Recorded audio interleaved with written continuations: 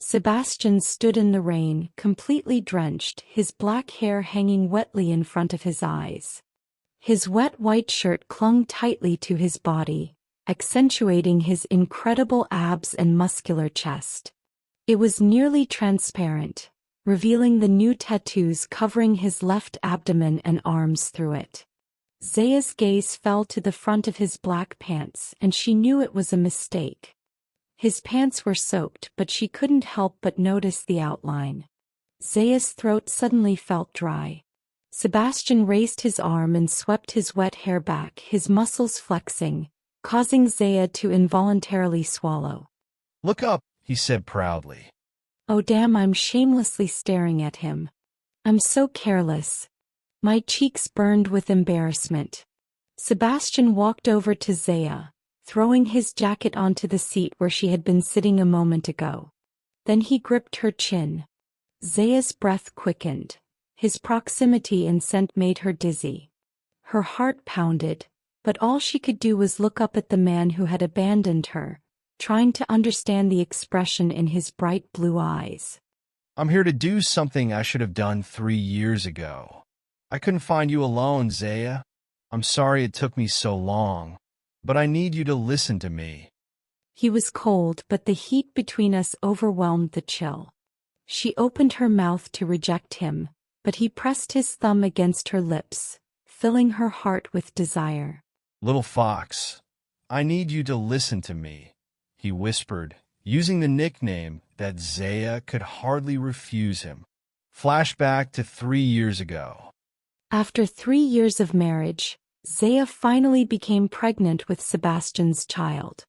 Full of joy, she prepared to share the good news with her husband, meticulously preparing Sebastian's favorite pudding and dinner as she waited for him to return home. However, Sebastian came back with a cold demeanor and presented a divorce agreement.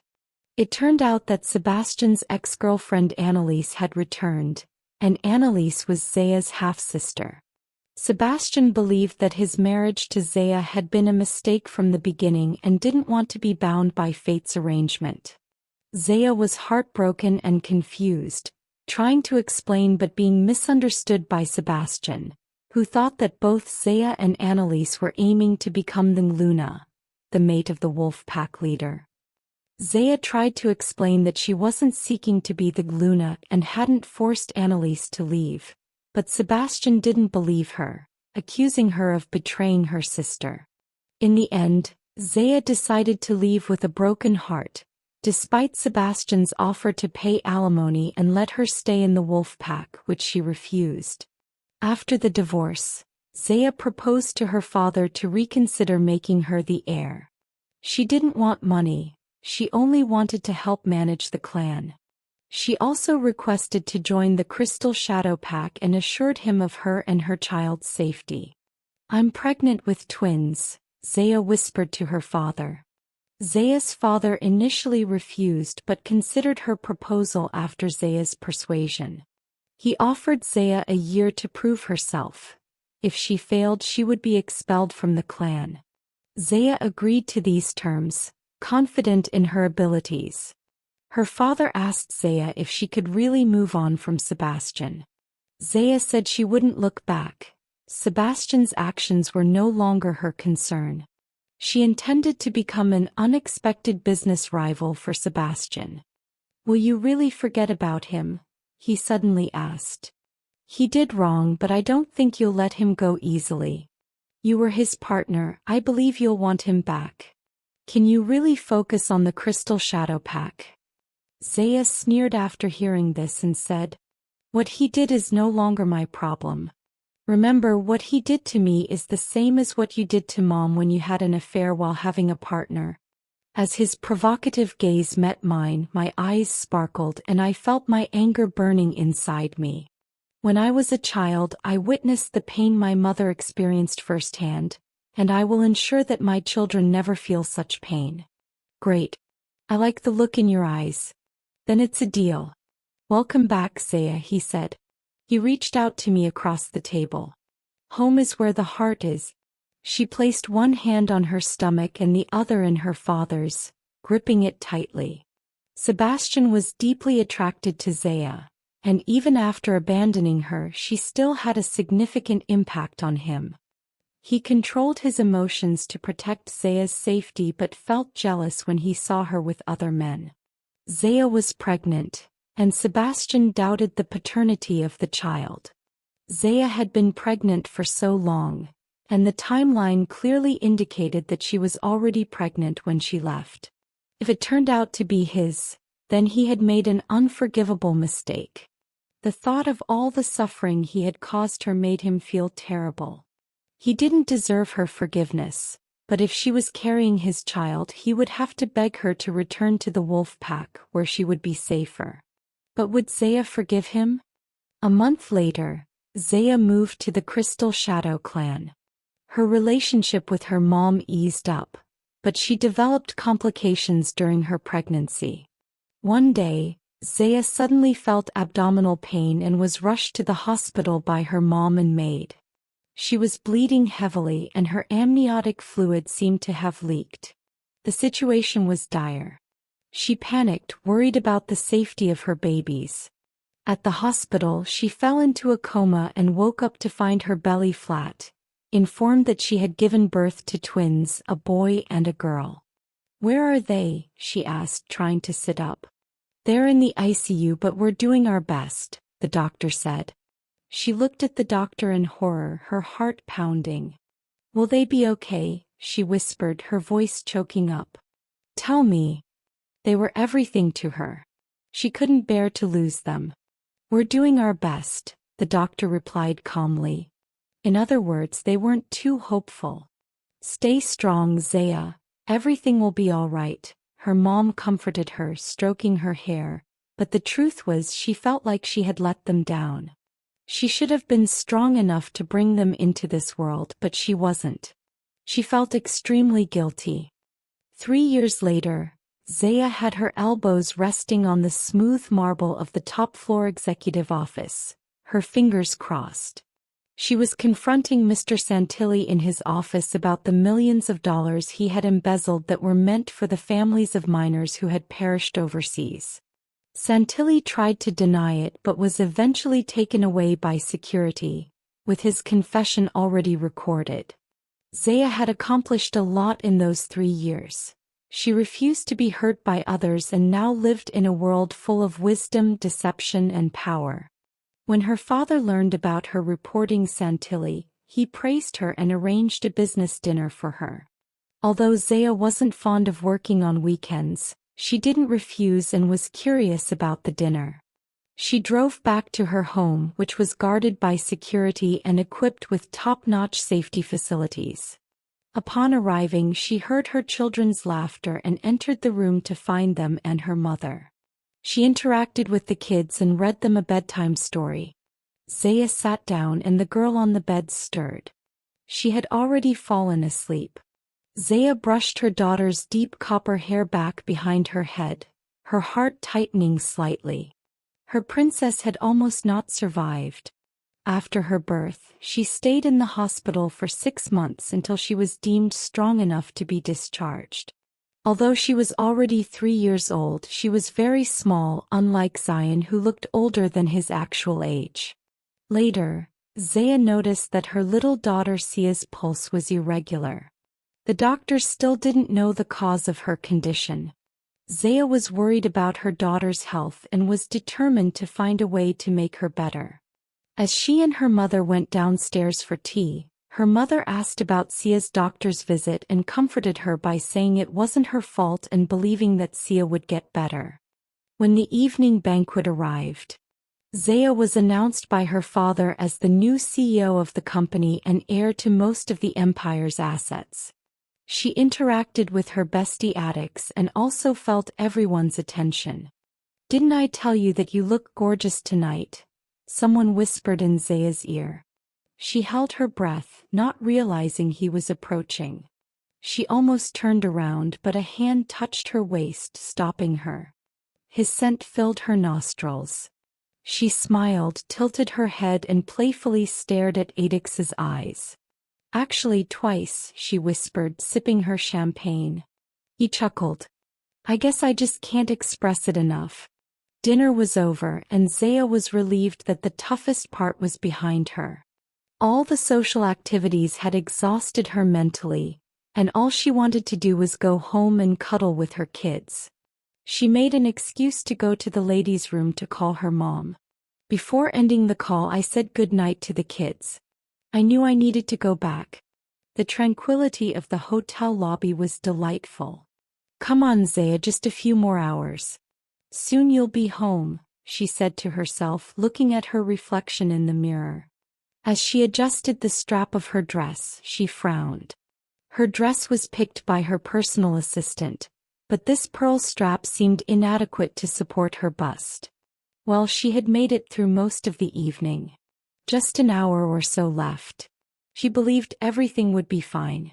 She sighed heavily, a hint of a smile on her face, and stepped out of the ladies' room, almost tripping over the hem of her dress.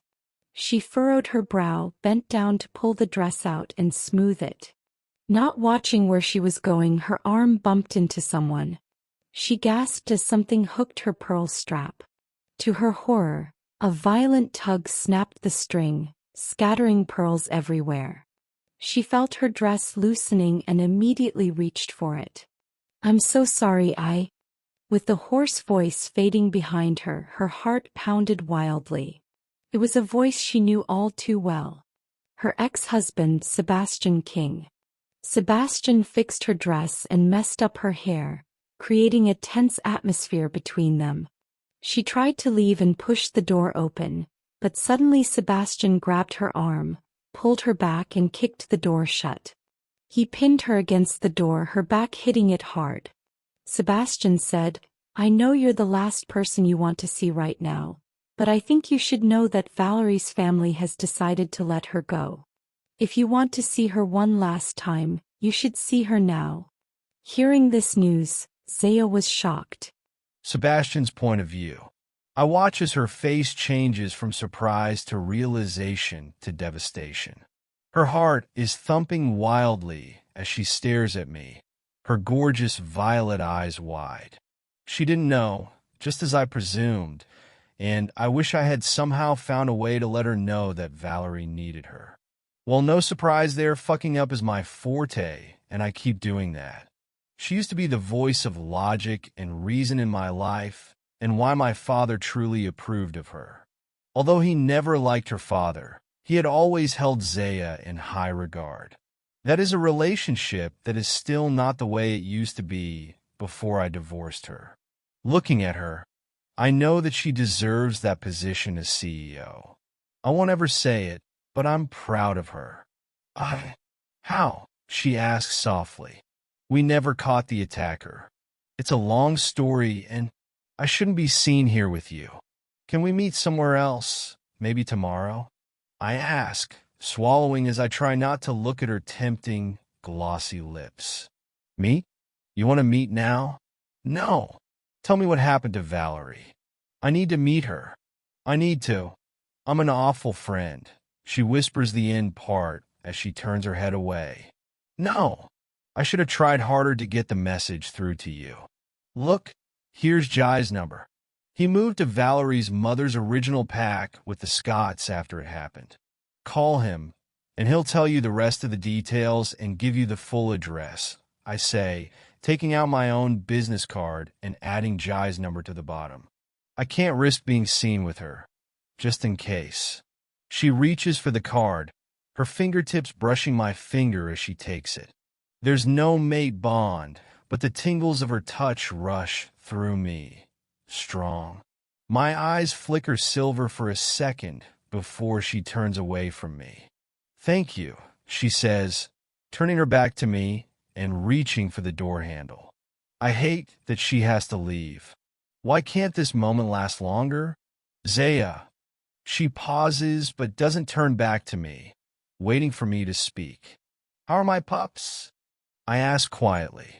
Her heart thuds, but instead of replying, she pulls open the door and steps out. My own heart squeezes, but I don't fight it. I can't risk us being seen together. Even if I'm getting closer to learning who they are, I can't ruin it all when I've come so far. Just a little longer, Zaia. Then I'll come for you. Zaia. Fuck. Kara? Oh, it's been ages. How are you? Zaia asks, her voice sounding far warmer than it was when she spoke to me. It has been? Wow, babe, you look gorgeous. I see you're doing well. Not what we hear. Kara laughs. Not wanting to risk being seen by Kara, I stay hidden. Dad had asked me to bring her to the meeting, but right now I wish I hadn't. Thanks, I'm sure the rumors are colorful, but I'm happy. Truly. How are you? Zaia asks her, not missing a beat and clearly not fazed by Kara's remark. Oh, I'm good. Actually, I was here on a dinner date. Kara trails off, and I narrow my eyes. No part of this was a date, and for her to insinuate that it is pissing me off. Oh, I see, we'll have fun and good night, Zaia says. I exhale slowly, hearing the sound of heels. Oh, Zaia, you haven't seen Sebastian, have you? Kara asks, and I clench my jaw. No, Zaia's reply comes. Oh, I'm sorry. I didn't mean to be insensitive. Kara apologizes. I've just been looking for him. He left the table a while ago. Not at all. He's long forgotten, Kara.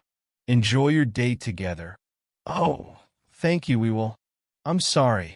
Kara mumbles. I cock a brow. Really? Don't be. A man like him is not worth crying over. I've moved on. Zaia's words sting, but I can't blame her when I'm just standing here. Silent. Once again, congratulations. Thank you. Send Annalise my greetings. Zaia's voice comes before I hear her walk off. Where has he gone? I hear Kara mutter as she walks down the corridor, and I take the first chance I can to slip out. I'll alert Jai, because I'm sure Zaia will want to meet Valerie. As for Atticus, that idiot should have told her about Valerie. Why didn't he?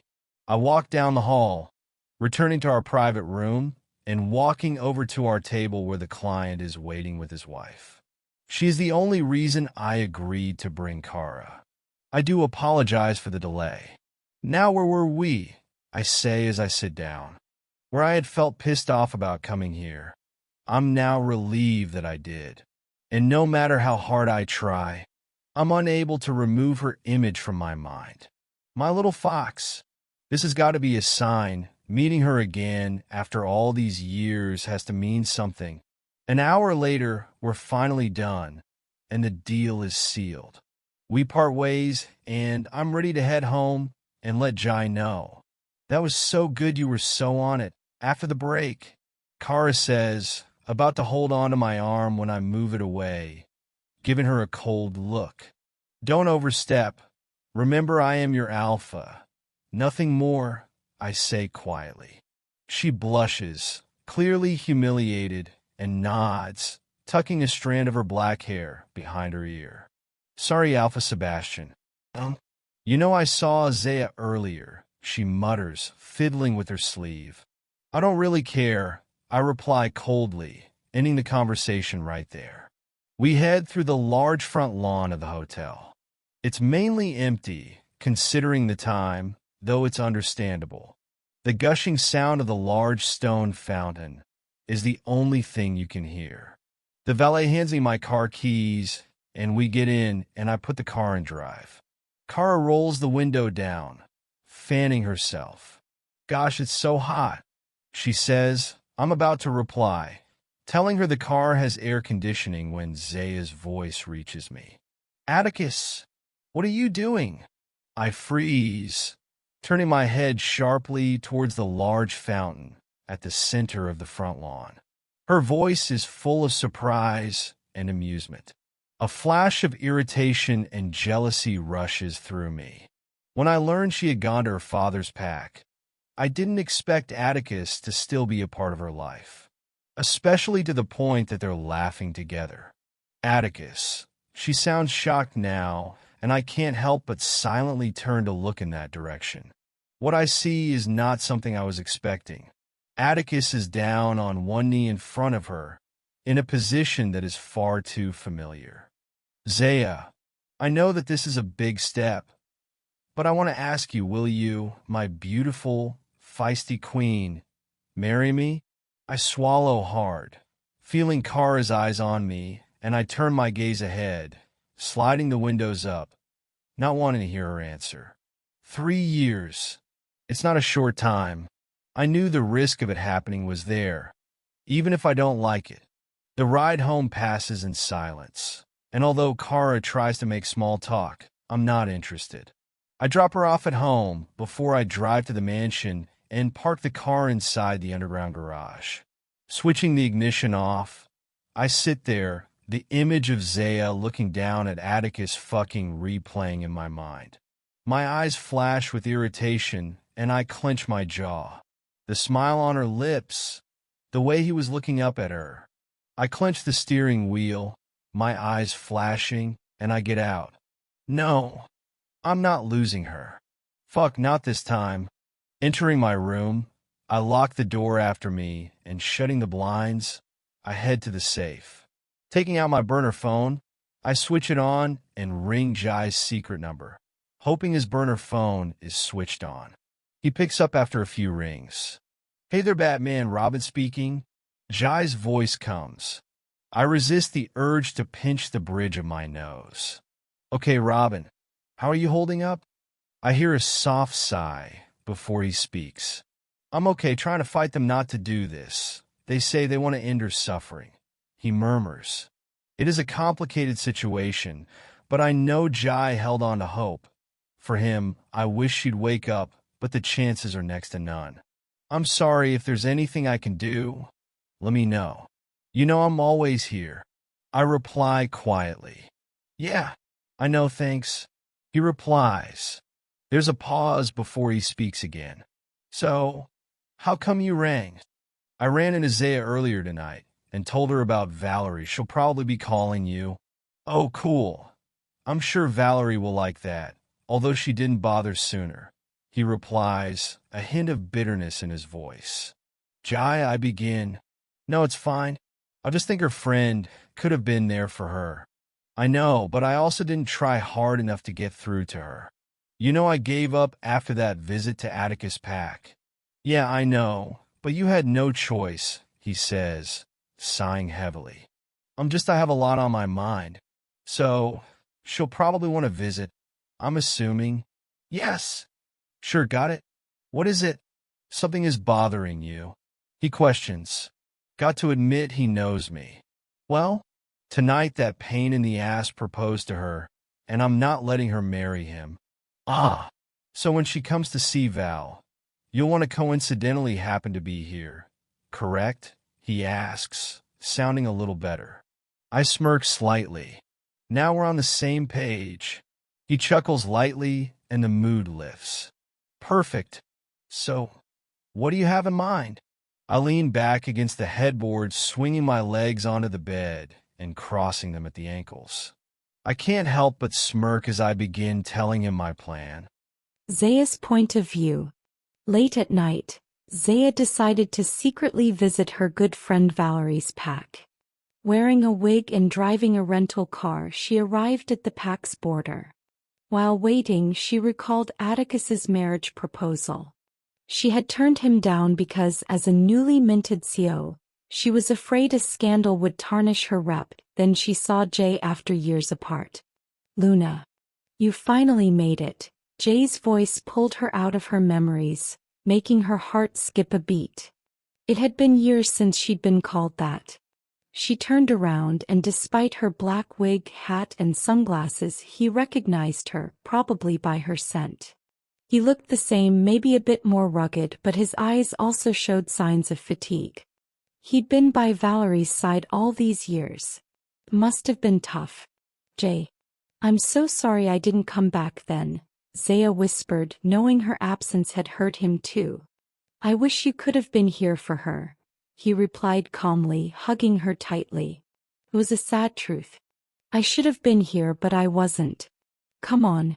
I'm sure she'll be thrilled to see you, he said, leading her to his red car. He really loved Valerie. He opened the passenger door for her. The ride was quiet, which was a relief, and we soon arrived at the Scots place. It was a gorgeous house on a hill surrounded by trees. Jay mentioned he lived with them too. It made sense he'd been by her side for the past 3 years. I hoped she'd wake up and see all he'd done for her. He deserved a chance. Me? I was the worst friend ever. Too quiet. Are the Scots not home? I asked. No, I'm sure they're not. Sebastian made it clear your visit should be kept under wraps. They'll be back late tonight. Sebastian? Did he know I was coming today? I snapped. Why did he forget to keep this on the down low? He cursed under his breath, rubbing the back of his neck, looking at me all apologetic. Just that you'd text me, that's all. He has his reasons to be cautious with you, Zaia. Trust me, he's just looking out for you, he muttered. I frowned but didn't reply. I wanted to ask why Sebastian cared, but I held my tongue. Here, he said, slowly pushing open a room door. My heart pounded as I peeked in. The first thing I noticed was the sunflower-printed light wallpaper, and the constant beeping of machines in the silent room. As the door opened wider, my gaze fell on the hospital bed on the left side of the room. Valerie was lying on her side, facing away from the door, covered in sheets. Jay immediately went to her side, turned her onto her back and slightly raised the bed. Zaia. Trust me, he just cares about you, he muttered. I frowned but didn't reply. I wanted to ask why Sebastian cared, but I held my tongue. Here, he said, slowly pushing open a room door. My heart pounded as I peeked in. The first thing I noticed was the sunflower-printed light wallpaper, and the constant beeping of machines in the silent room. As the door opened wider, my gaze fell on the hospital bed on the left side of the room. Valerie was lying on her side, facing away from the door, covered in sheets. Jay immediately went to her side, turned her onto her back and slightly raised the bed. Being in a coma meant she needed constant care for the past 3 years of her life. It included exercising her body to keep her muscles trained, cleaning, changing diapers and feeding. All of these tasks could take hours. Seeing Jay now, I had a clearer picture of how much he'd done for her, and my heart broke for the couple in front of me. They loved each other. I just hoped they could still have their happily ever after. I couldn't let them give up on her. Not like this. She deserved a chance to live. Valerie, guess who's here to see you? Jay asked, stepping back and gesturing for me to come forward. As I slowly approached the bedside and saw my best friend, my heart pounded. She was thinner, her hair had lost its luster, and in that moment I felt my heart shatter. Valerie, I whispered, walking to her side, holding her limp hand, my vision blurring. I was heartbroken because I had never been there for her. Not once had I visited. Amidst the intense emotions, I recalled the email replies and the returned letters. So what had really happened back then? Jay's voice pulled me out of my thoughts. There's brain activity. Look. I looked up, staring at the monitor, gasping. Even though it was small, it still gave us hope. Valerie, can you hear me? I asked softly. We can't let them pull the plug, Jay said calmly, and even though I was too to speak, I wholeheartedly agreed. That night, I sat by Valerie's side, holding my head in my hands. The guilt in my heart grew with each passing moment. I wished I could turn back time and fix this. It was almost an hour later that Jay finally told me what had happened that night. 3 years ago, on New Year's, Valerie was attacked right after the ball. I jerked my head up, looking out the window, thunder rumbling in the sky. The weather was getting worse. I hated driving in a storm, especially with the chilling experiences I'd had over the past few years. Something's off, Jay. After that night, I received an email from Valerie. I said, taking out my phone and opening my inbox, finding the message I'd read 1,000 times. I handed him the phone, not missing the shocked look in his eyes as he read the message. Damn. Zaia, I don't know what this is, but Sebastian would never say that. In fact, he went to the Whispering Mountain Pack for As I casually looked up and saw the man standing in the doorway, my heart pounded. I had been so focused on the conversation that I hadn't even noticed him before.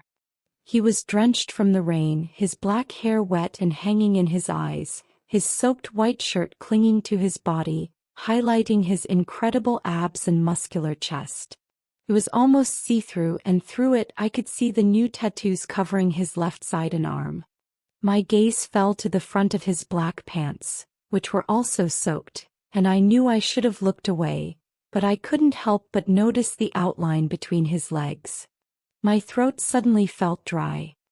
He raised his arm, flicking his wet hair back, his muscles flexing, and I couldn't help but swallow. "Keep your eyes up here," he said proudly. Oh damn, I was shamelessly checking him out and got caught. I was so careless. My cheeks turned bright red with embarrassment. Then I shifted my attention to Jay, who was snickering. I glared at him. I stood up and shot Sebastian another stern look. "Why are you here, Mr. King?" I walked away from the bedside and snapped. "Did you two plan all of this? Did you use Valerie to bring me here?" Jay shook his head and I saw guilt in his eyes. "How dare they?" Sebastian walked up to me, threw his jacket onto the seat I'd just been sitting on, then he grabbed my chin. I breathed heavily, his closeness and scent making me dizzy. My heart pounded, but all I could do was look up at the man who'd abandoned me, trying to understand the look in his bright blue eyes. "I'm here to do something I should have done 3 years ago. I couldn't find you on my own, Zaia. I'm sorry it took so long, but I need you to listen to me." He was cold, but the heat between us overpowered the chill. I opened my mouth to reject him, but he pressed his thumb to my lips, filling me with desire. "Little fox, I need you to listen." He whispered that nickname and I almost couldn't resist him, until that idiot spoke again. "Be a good girl." I narrowed my eyes, raised my hand and pushed him away. I couldn't help but slap him. "Don't you dare touch me." "Why are you here, Sebastian?" I asked quietly. "I want the truth, nothing more, nothing less. Stop playing games, it's been 3 years. Let me live." His gaze dips to my hand, and he frowns deeply before he nods. As I said, "I wanted to talk to you," he says. "Without anyone knowing I'm here, everyone believes I've gone to another state for a business meeting, and I want to keep it that way." "Why the secrecy?" I ask, crossing my arms and turning away from him. His intense gaze is becoming too much. My arm brushes his chest, but I refuse to look at him. "Because I was and still am being blackmailed." I can't help but look at him sharply at those words, my heart thumping a little faster. His brilliant blue eyes meet mine and I open my mouth, not even sure what I am going to say when my gaze flits to the bed. It can't all be a coincidence. The way Jai explained seeing someone in Valerie's room and then the email. "Let's take this to my room. Let's give Val a break from all the shouting," Jai says, motioning for us to follow him. Sebastian picks up his jacket, brushing his wet hair back, and I hate that he looks even sexier now. I wasn't wrong for thinking that at the hotel last night. I look away quickly, not wanting to be caught checking him out again, and after grabbing my wig and bag I follow Jai to the room next door and step inside. It's fairly clean. A large bed sits against one wall. There's a 2-seater sofa with a television and a PlayStation by the window. A door leads off to what I can see is a bathroom. I perch against the dresser as Sebastian walks in and Jai throws him a towel. "You're going to catch a cold, man." "No, I won't," Sebastian says, wiping his face and tossing the towel onto the sofa. I cock a brow about to speak when a blinding flash of lightning makes me look out of the window instead. The room instantly becomes darker. The weather got worse," Jai grumbles. "You will get ill because you're an alpha doesn't mean you won't," I say curtly, tossing my hair. "Are you worried for me?" comes his cocky reply. "Not at all. I won't mind seeing you dead," I say, instantly remembering my little ones. "No, I don't wish you dead. I hope one day you'll be able to acknowledge them and I'll be able to accept that too. Even if you hurt me, you are their father. I look away as a tense silence falls between us and Jai clears his throat. Sebastian, why don't you start at the very beginning? He suggests.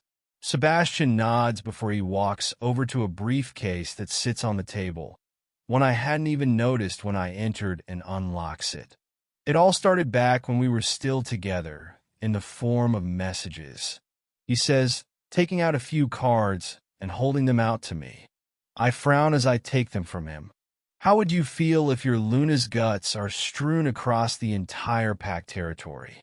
Unpleasant, right? Then get rid of her. My stomach drops ominously as I skim through the rest. Some were less disturbing and others spoke of something about my truth, whatever that was, and others were threats to Sebastian to get rid of me or they will do it for Sebastian, and then some promising not to touch me if he divorced me. My head is spinning as I flip through the messages, faster and faster. There are photographs, several of my birthmark. What is its significance? What on earth? My heart keeps thumping as I see pictures of me and the kids. Even though these are blurrier, they are clear warnings to Sebastian. Just popping in to tell you I haven't shredded those kids into mincemeat yet. They stay alive as long as you. Keep your distance. Another picture of Zion eating ice cream, and I recognize it, it's only from a few months ago. Again, the image is extremely blurry and clearly taken from afar, but even I know that there are long-range weapons. He could be harmed from far too. Doesn't that little cutie look like you? He's cute eating that ice cream. Abide by my rules, SK, and there won't be any explosion of blood and guts. I turn away, tossing the cards at him. My head is squeezing and my stomach is twisting. I feel sick. My children are being threatened and I didn't know? I whisper. What if they get harmed because we are meeting? I'm terrified. What if something happens to them today? They're safe. I know for a fact we have managed to pull one over him. He has no idea I'm here, Sebastian says quietly yet firmly as he places the cards and photographs back in the briefcase. He begins telling me exactly how the messages started and how he didn't know what to do. How he didn't think much of the first couple, ignoring them at first, but then when they became more disturbing, how he tried to find out who was behind it and failed.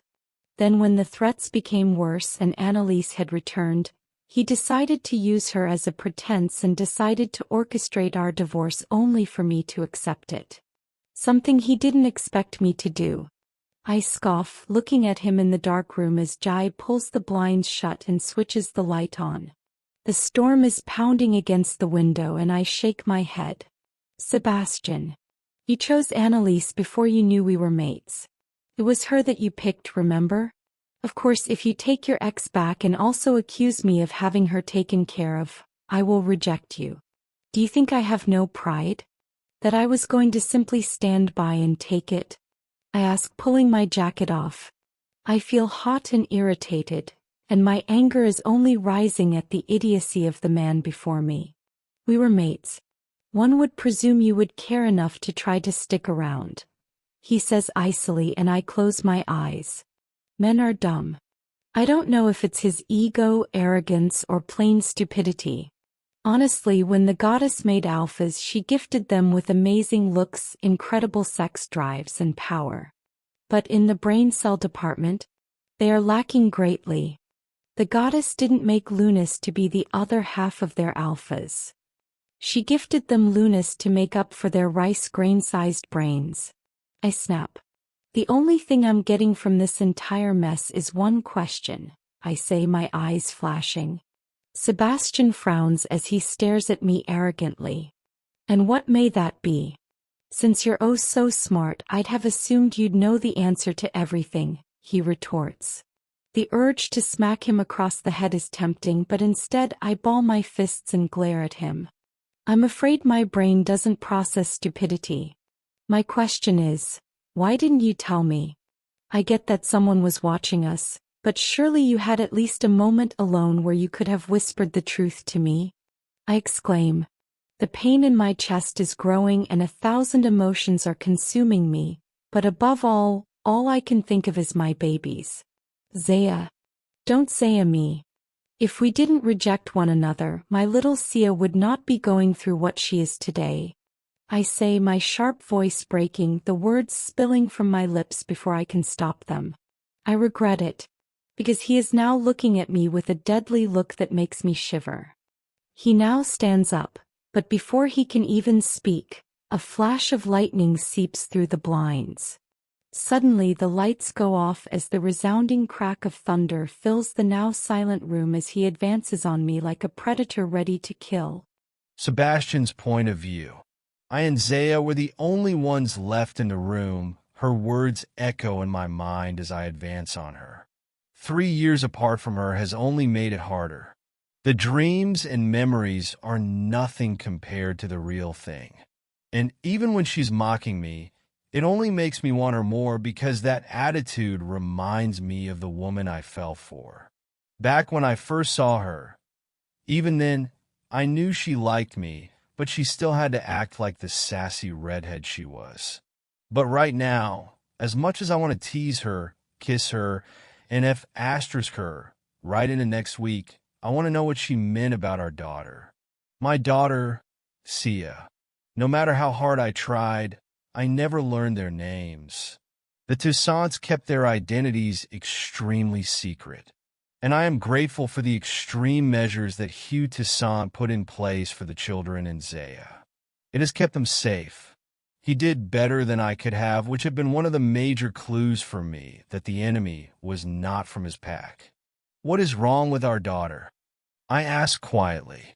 She looks away, her hair falling in front of her face, shielding her face from my view. I reach down, brush her hair back, and force her to look at me. There's guilt in her eyes, and I frown. I'm sorry for what I said. I can't blame you. The rejection wasn't the root cause. I mean, it weakened me, and I was told I will most likely not be able to have any more children, but I stare at her as she speaks quietly. The rejection did that. Guilt eats up at me, and I feel as if someone just punched me in the guts. I ruined her, but it was the poison that left lasting damage to Sia. But she's strong, she's fighting, and she is an alpha bloodborn, she says now looking up at me. I frown. Wait, what? Poison? She nods. Valerie figured out I was being poisoned. The day you asked for the divorce, I found out I was pregnant, and the following day, she called me to tell me that my body was weak, and it is possibly the reason why I wasn't getting pregnant. But even after I moved to the Whispering Mountain Pack, I was still weak, she says, sighing. She then had some tests run on my blood and found out I was being poisoned, and so that night at the New Year's Eve ball, she gave me an antidote from a friend of hers, and it helped. She explains, with each word, the emotions that are spinning in my mind are just becoming harder to contain. She was going through so much, and I will bet my entire pack that the poisoning and the messages were linked. Mom was affected by the poison too, and she was getting ill, but luckily the antidote helped, and once we were at Dad's pack, I had more created, using Val's as the prototype. I owe Valerie so much. I want to help her now, she whispers, brushing her silky hair back only for it to fall in front of her face again as she now looks into my eyes. Fuck. Not only was she pregnant, but also handling so many things by herself. I let go of her chin and grab her elbows, pulling her against me. She gasps, her gorgeous amethyst-colored eyes widening.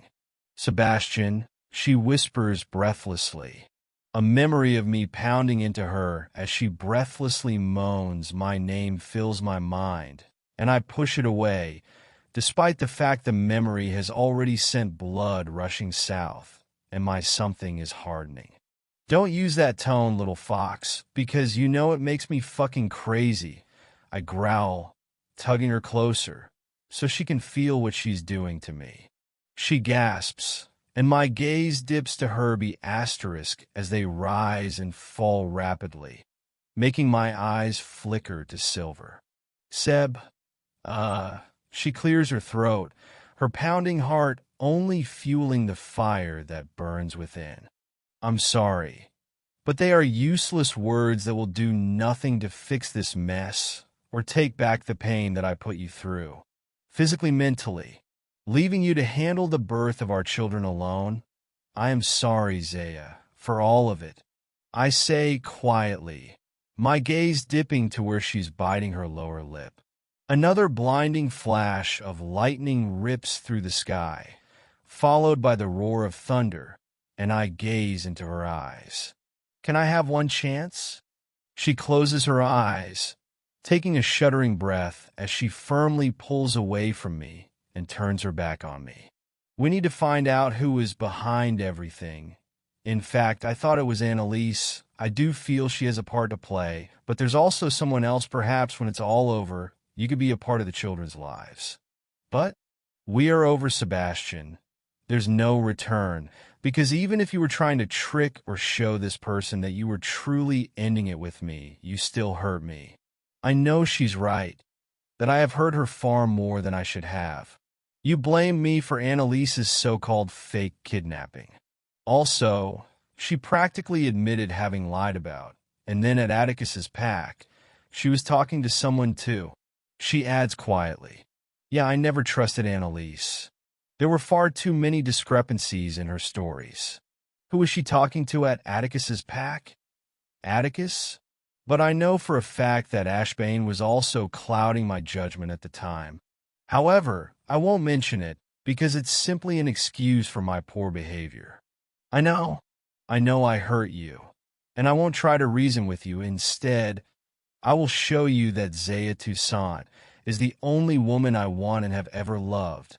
Her heart thunders, and I take her elbow, spinning her around to face me, not missing the look of shock and conflict on her face.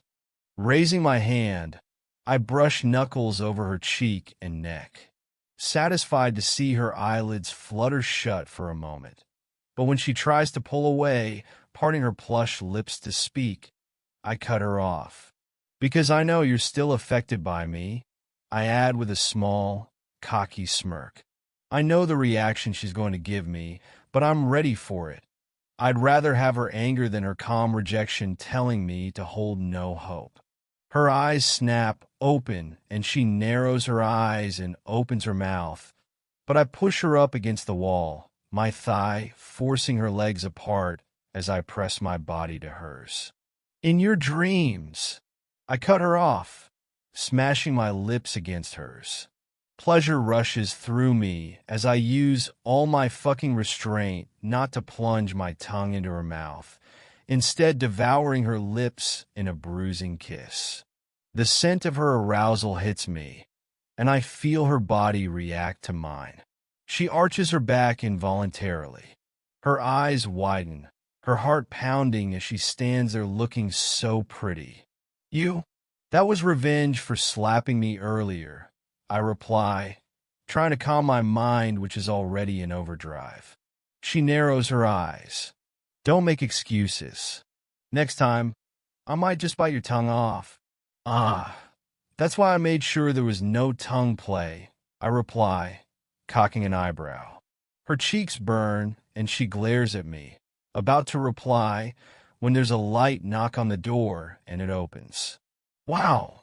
Jai looks between us, his eyes dipping to my heart, before he sniffs the air and pulls a face. I suddenly feel a little protective. That scent is only for me. He mutters, glancing out the hallway. He's agitated. Look, the Scots are back.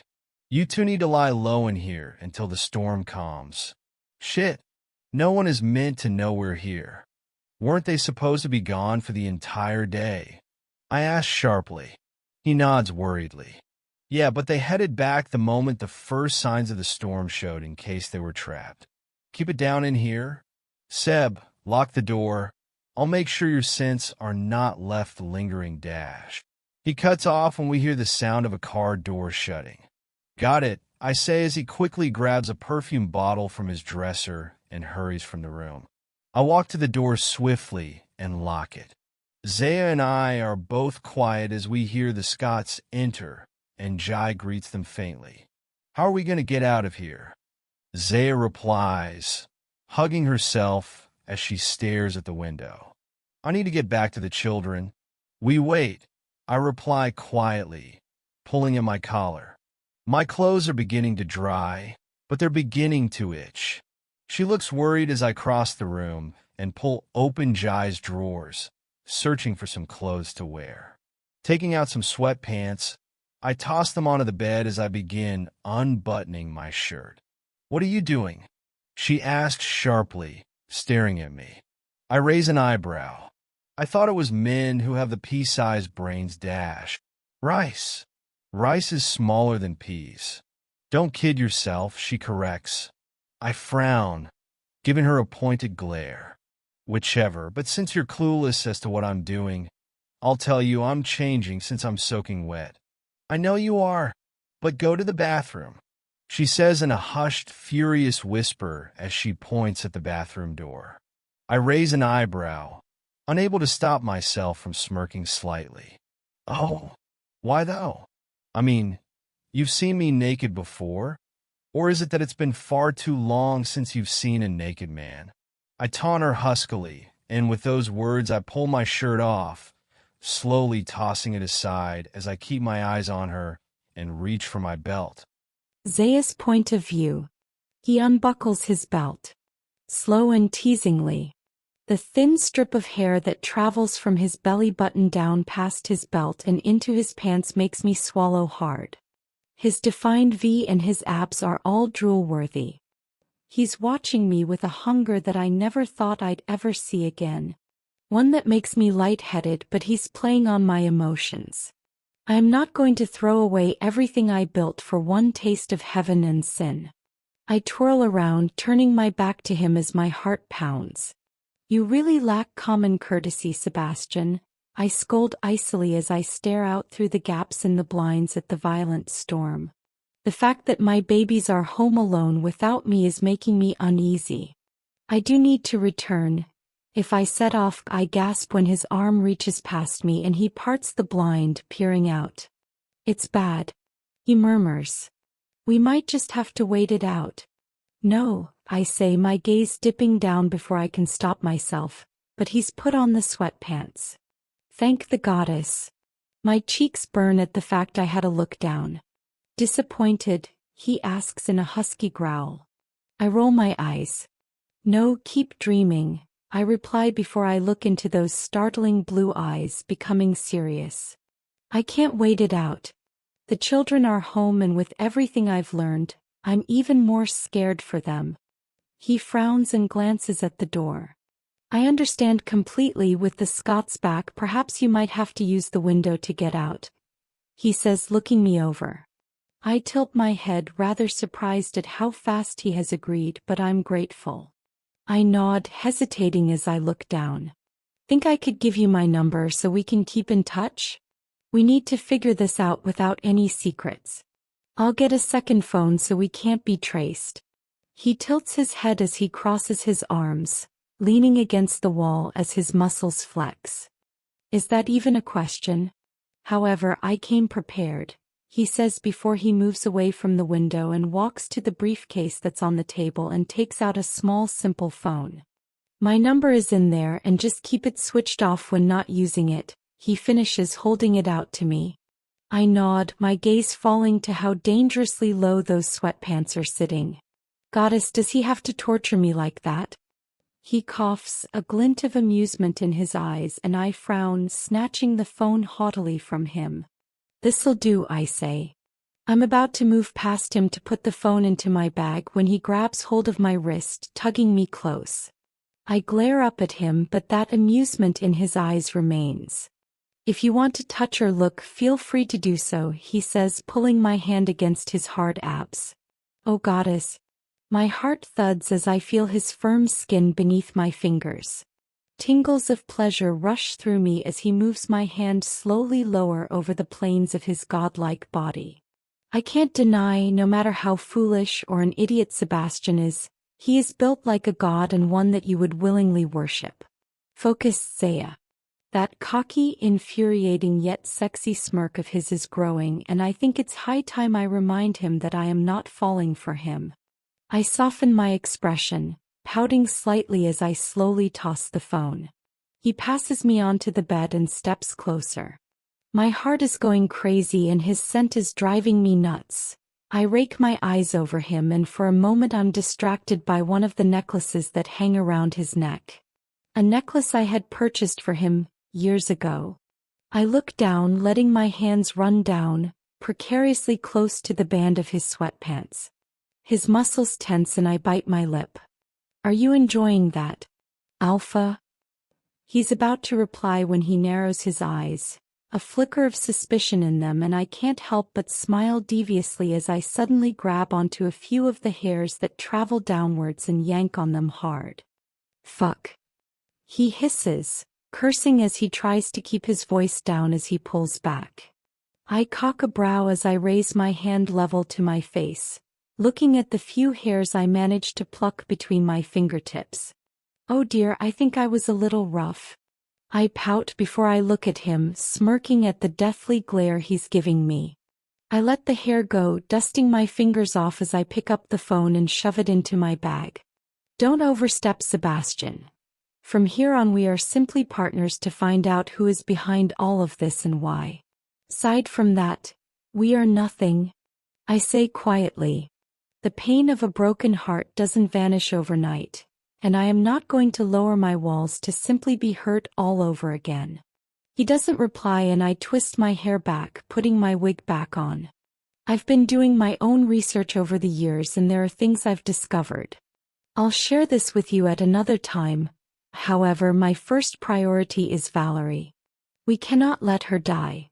Can you command the Scots that as they belong to your pack they must obey and not take her off? I know it's unfair, but you know how to be a dick, right? Yeah, sure. What do you have in mind? He asks icily, his voice now emotionless. The sexual tension between us has almost fully disappeared, but in its wake, it has left a painful reminder of the broken bond between us.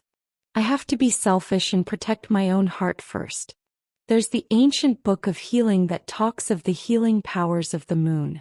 I know it's possible lore, but we are werewolves. Surely there must be some truth in it. I want you to buy me some time whilst I look into it. Got it. Rest assured, I will not allow them to pull the plug. Thank you, I say quietly as I slip my jacket.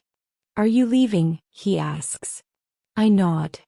Yes, I need to get back, I say quietly as I push the blinds up and slip my shades. The weather is far worse than I thought. The rain is pouring down so fast that nothing is visible. I don't even need my wig because the amount of rain that is hammering down is intense and no one can see me in this. If this continues, the roads will become flooded. I'm coming with you, he says suddenly. We shouldn't be seen together. I remind him as I unlatch the window ever so quietly. No, but I'm not letting you out there like that, he replies firmly.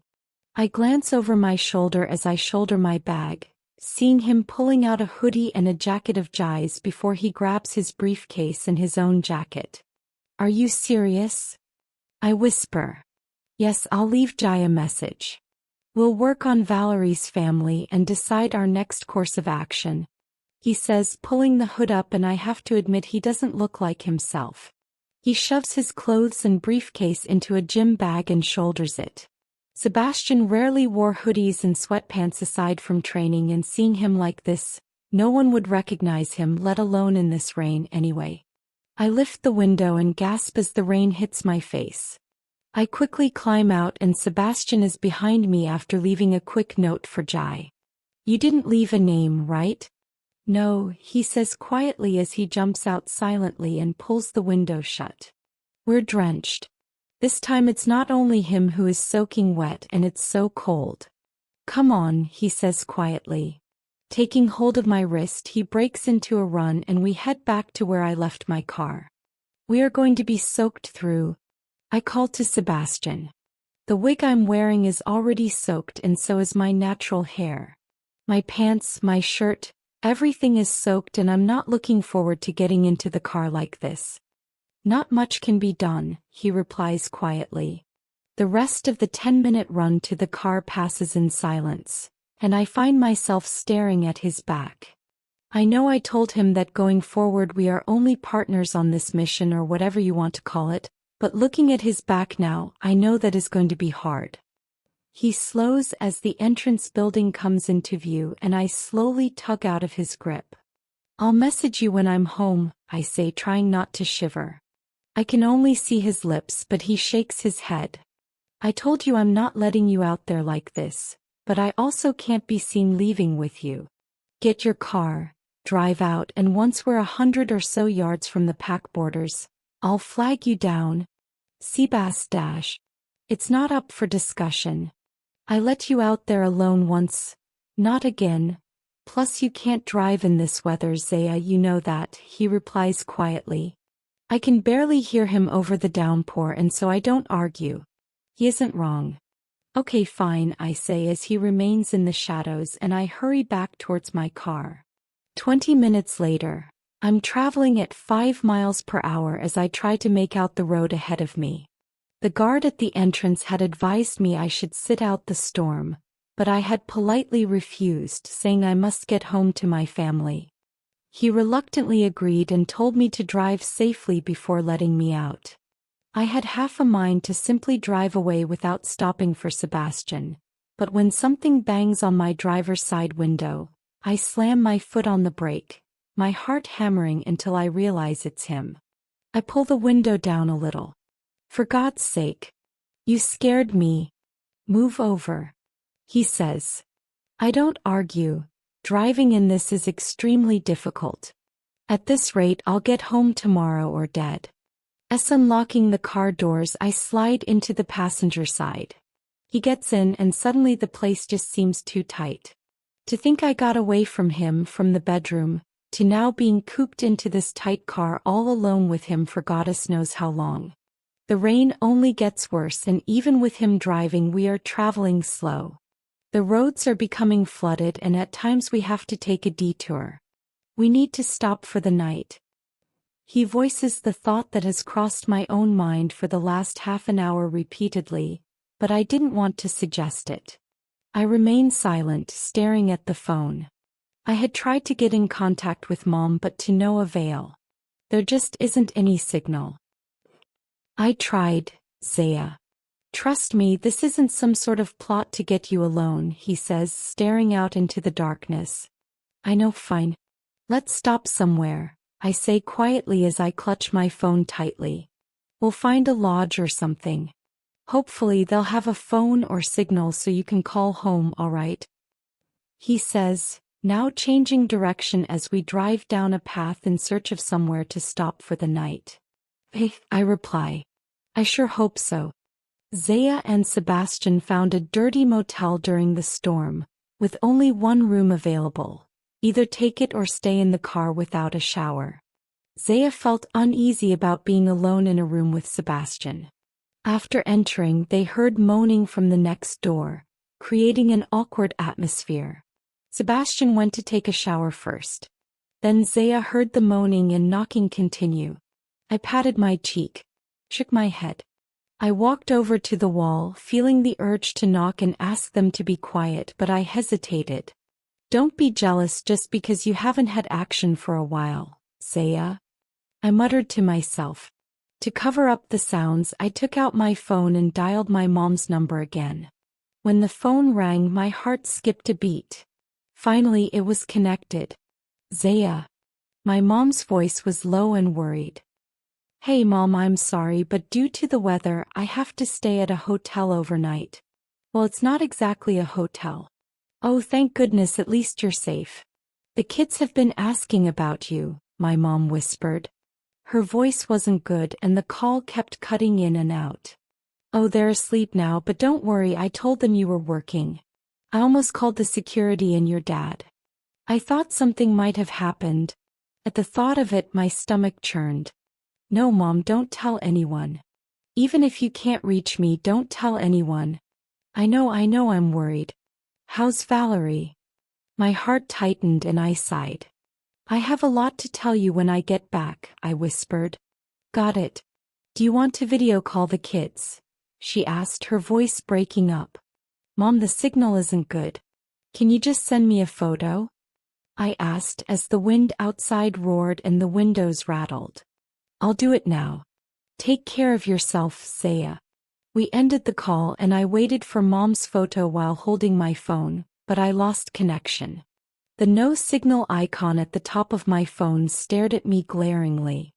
Just then the bathroom door opened and a cloud of hot steam filled the room. Sebastian was only wrapped in a towel. He looked so good. Damn. If I had clothes to wear I wouldn't sigh. I turned away and fingered my hair. I need clothes, I said. I really don't have any, but I hung my clothes outside to dry, he said, opening his bag and taking out his previous clothes. Oh, I wished either of us had thought of spare clothes. Here, this is the best I could find and it's a bit dry now, he said, handing me his wrinkled white shirt. I wanted to refuse, but I had nothing to wear. I hesitantly took it, my heart pounding like a stab of pain shooting through my body. It reminded me of the past when he always gave me his shirt after our intimate moments. Go take a shower, Zaia, you'll catch a cold, he said. Our eyes met, and the concern in his eyes surprised me. I turned away, my stomach growling, my cheeks burning. I grabbed a towel and hurried to the bathroom, slamming and locking the door behind me. I heard him chuckle, which annoyed me.